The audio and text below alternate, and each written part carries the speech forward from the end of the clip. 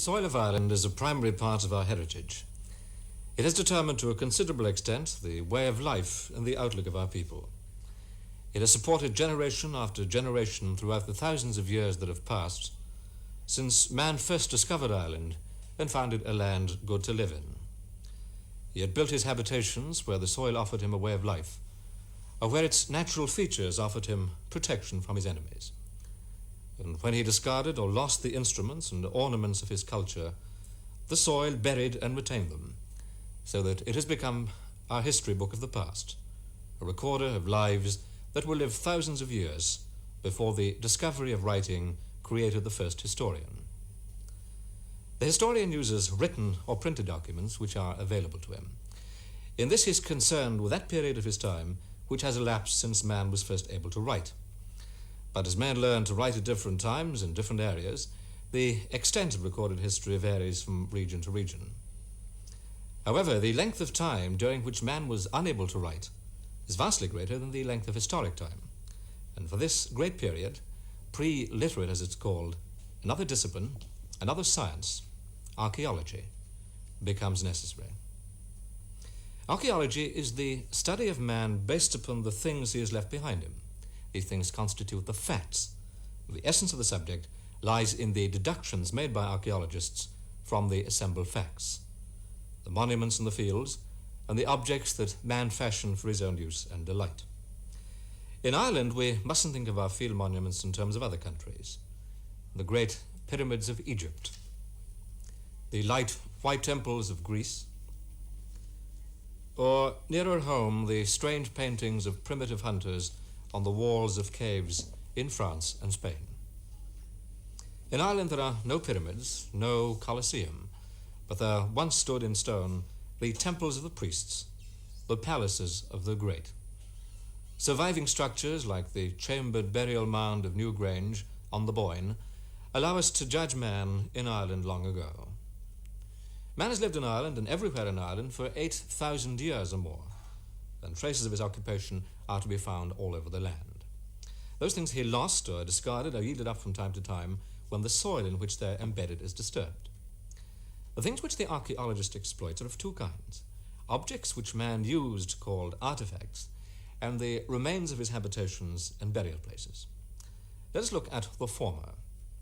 These arrowheads of flint, for example, are among Ireland's earliest weapons. Insignificant though these seem, each of these little objects has its own peculiar features which enables us to establish a date.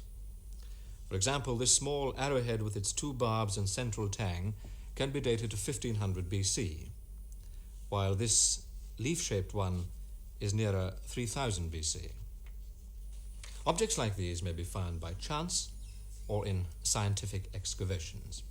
Digging in a sandpit may uncover a stone-lying grave with its decorated urn of clay, a crouched skeleton, or a pile of cremated bones, relics of the past, which only a trained archaeologist can assess.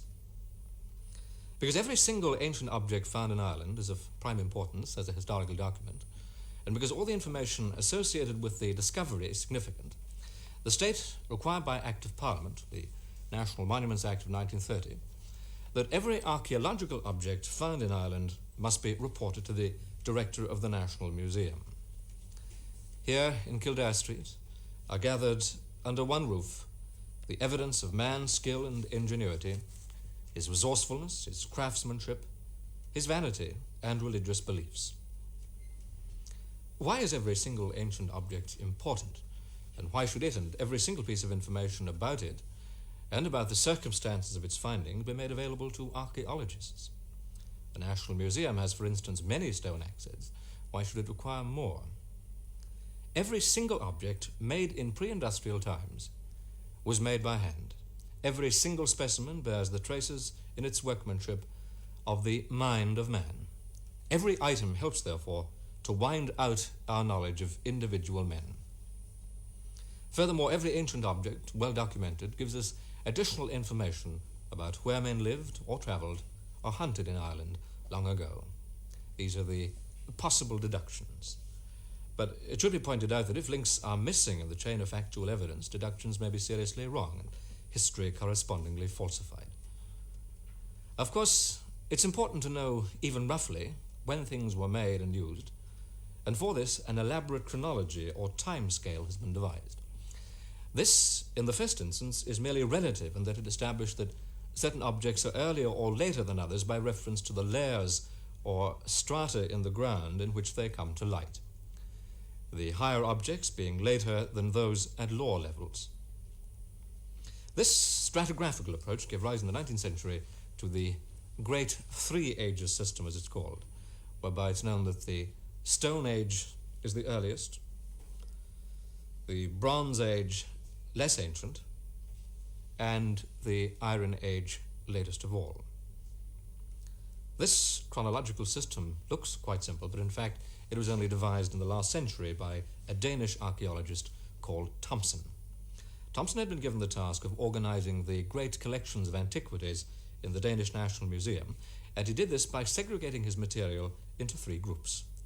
His observations led him to suggest an earliest period when stone alone was used by man, followed by a period when bronze was the main material, and finally by one during which bronze was superseded by iron for everyday objects. Thomsen's theoretical views were later supported by observations in the field, when it was noticed that objects of stone tended to come to light at the lowest levels in the bogs and fields, and that specimens of bronze were somewhat higher, and those of iron at the highest levels of all.